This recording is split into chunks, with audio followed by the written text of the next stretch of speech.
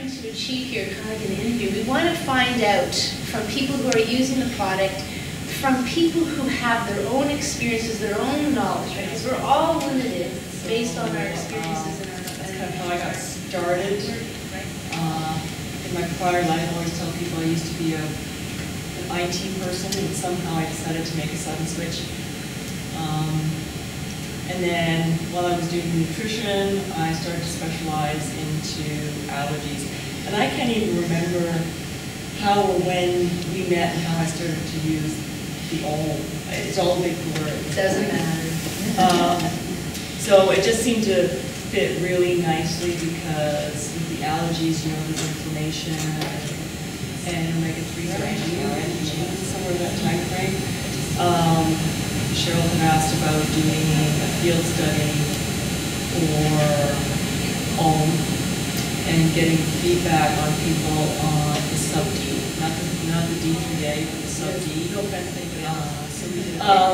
he wanted to focus on the pain aspect, only because he used to have a lot of trouble with knee pain and that sort of thing, and that went away for him.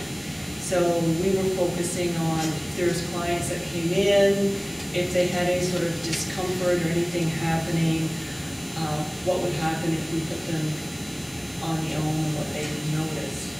So that was more or less the premise, people who had pain or discomfort as opposed to, say, different types of scenarios. So what had happened, out of the 20 people, there were 8 people, which I still think is a good result in terms of, so about 40% of the people noticed an improvement within a week. So people who might have had problems with joint pain, hip pain, just different things that they've had for years that hadn't gone away. And then there were some people that were noticing things that were totally different than what they had expected. One person said people started commenting on how much clearer their complexion was. Totally irrelevant to any pain they might have been having, but that's how other people noticed the change in them. And again, another spouse who had taken it again, he would be exercising, he noticed an improvement when he was doing things in terms of his recovery, because sometimes he'd be sore and stiff afterwards.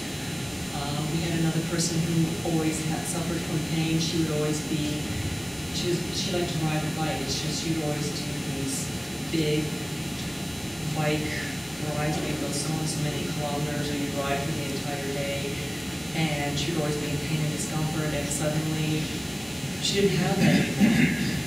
So just little things like that I thought was quite interesting to experience. There was one person that actually had, out of the 20 people, a negative experience. But I think what was happening in her case is she probably had so much toxicity or so many issues that she was having a sort of healing crisis. So she didn't even go past a week of taking it. Like, she tried to take it, noticed pain, stopped, tried to take it again, it came back, so she stopped. So with her, it was just, she had other things going on, and she had persisted, and the good oils get in and take the bad stuff out. Pay attention to anything, whatever it is, the most subtle thing. I think some people were expecting this big, huge change. But it is paying attention that becomes important. I remember one lady, she took the oil, and we were just talking, says how things are going. She went, oh my goodness, I don't know if I feel any different with my energy levels. That's what she was focusing on. And I said, well, what's exciting happening with you? She said, I just finished my book. I've been struggling with writing my book for the last 2 years, and all of a sudden I finished it in a week. And I'm going, okay. So what people choose to pay attention to can also be a factor. And some people just want the energy, or they just, oh, okay, I want that. But that's not what they get initially. Yeah. They're looking for certain things, expecting certain things, and you get something else. Field studies. And these are very good because they do give the practitioners a hands-on experience. Any of the practitioners or distributors can get this hands-on experience with people in different areas. But it's very interesting. We always make them go off of it and see what happens. So they don't. Some of them don't like that. I remember a swimmer. He felt one with the water. You know, his whole connection with it, and he's competitive swimmer and triathlete. I mean, they don't like this sense, but it gives us some data as to what is going on. That's not what they just kind of start feeling, but what happens when they don't have it. So athletes are definitely another group of people. Children's, we've done field studies. You know, strength, endurance. I'd say 60% of the athletes when I was doing, there's about 24 of them. They experience 60% of them experience dramatic increases in energy, and that goes just to talk about the increase of oxygen into their body, into their cells, into their brain, the whole mental clarity, right? You uptake more of all other nutrients. This is where it becomes important because the cell itself, no matter what other key essential things that the cell needs, the cell becomes more efficient in bringing in those as well. So you actually get more benefit from the other things or your foods that you're taking in as well. Does that make sense?